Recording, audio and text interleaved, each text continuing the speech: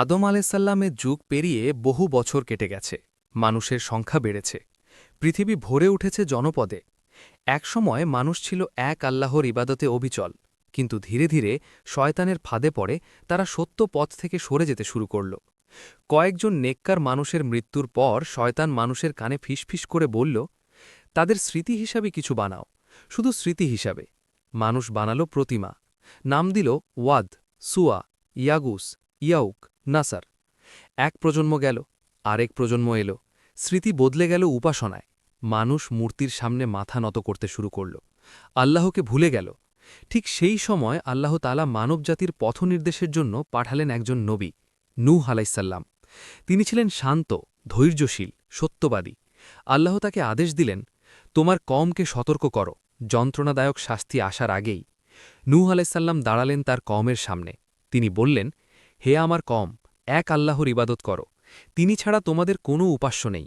কিন্তু মানুষ হাসল, বিদ্রুপ করল, বলল, তুমি তো আমাদের মতোই একজন মানুষ, আমাদের পূর্বপুরুষদের ধর্ম ছাড়ব কেন? নূহ আলাইসাল্লাম হাল ছাড়লেন না।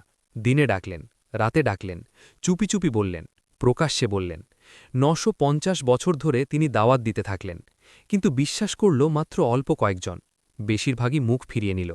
তারা আঙুল কানে ঢুকিয়ে নিল, কাপড় দিয়ে মুখ ঢেকে নিল। অহংকারে বলল, আমরা কখনো বিশ্বাস করব না। তারা নূহ আলাইসাল্লামকে নিয়ে ঠাট্টা করত, পাথর নিক্ষেপ করত, বলত, পাগল, মিথ্যেবাদী।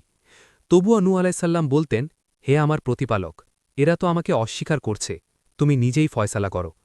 অবশেষে যখন স্পষ্ট হয়ে গেল এই জাতি আর কখনো ঈমান আনবে না, তখন আল্লাহ নূহ আলাইসাল্লামকে ওহী পাঠালেন। আল্লাহ বললেন, আর কেউ ঈমান আনবে না, তুমি একটি নৌকা বানাও আমার তত্ত্বাবধানে। নূহ আলাইসাল্লাম অবাক হলেন, চারদিকে তো কোনো নদী নেই, সমুদ্র নেই, বৃষ্টি নেই। তবুও তিনি আল্লাহর আদেশ মানলেন। তিনি মরুভূমির মাঝে নৌকা বানাতে শুরু করলেন। মানুষ হাসতে হাসতে বলল, নূহ পাগল হয়ে গেছে, স্থলে নৌকা বানায়। নূহ আলাইসাল্লাম শান্ত কণ্ঠে বলতেন, আজ তোমরা হাসছ, আগামীকাল কাঁদবে। নৌকা তৈরি হল, বিরাট, মজবুত, আল্লাহর পরিকল্পনায় গড়া। এরপর এলো সেই ভয়ঙ্কর দিন, আল্লাহর নির্দেশ এলো।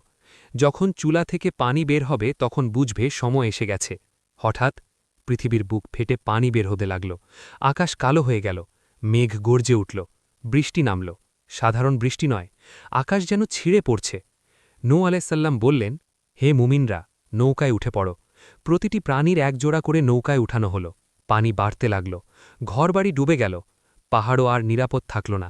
এই সময় নূহ আলাইসাল্লাম দেখলেন তার নিজের ছেলে দূরে দাঁড়িয়ে। নূহ আলাইসাল্লাম ডাকলেন, হে আমার ছেলে, আমাদের সাথে ওঠো, কাফিরদের সাথে থেকো না। ছেলে বলল, আমি পাহাড়ে আশ্রয় নেব, পানি আমাকে ছুঁতে পারবে না। নূহ আলাইসাল্লাম কাঁপা কণ্ঠে বললেন, আজ আল্লাহর আদেশ থেকে কেউ রক্ষা পাবে না। ঠিক তখনই এক বিশাল ঢেউ এসে পড়ে, ছেলে চোখের সামনে হারিয়ে যায়। নূহ আলাইসাল্লামের চোখ অশ্রুতে ভরে গেল। তবুও তিনি জানতেন, আল্লাহর বিচার ন্যায়পরায়ণ। পানি সব কিছু ঢেকে ফেলল, জালিমরা ডুবে মরল, অহংকার ভেঙে চুরমার হল। দীর্ঘ সময় পর আল্লাহ বললেন, হে পৃথিবী, তুমি তোমার পানি গ্রাস করো। হে আকাশ, থেমে যাও। বৃষ্টি থেমে গেল, পানি সরে যেতে লাগল। নৌকাটি ভেসে এসে থামল জুদি পাহাড়ে। নূহ আলাইসাল্লাম সিজদায় পড়ে গেলেন, কান্নায় ভেঙে পড়লেন। তিনি বললেন, হে আমার প্রতিপালক, তুমি সর্বাধিক দয়ালু। আল্লাহ নূহ আলাইসাল্লামকে শান্তি দিলেন, বললেন, এটি ছিল শিক্ষা, এটি ছিল সতর্কবার্তা। নূহ আলাইসাল্লাম ও তার সাথীরা নতুন জীবন শুরু করলেন। পৃথিবী আবার মানুষের বসবাসের জন্য প্রস্তুত হল।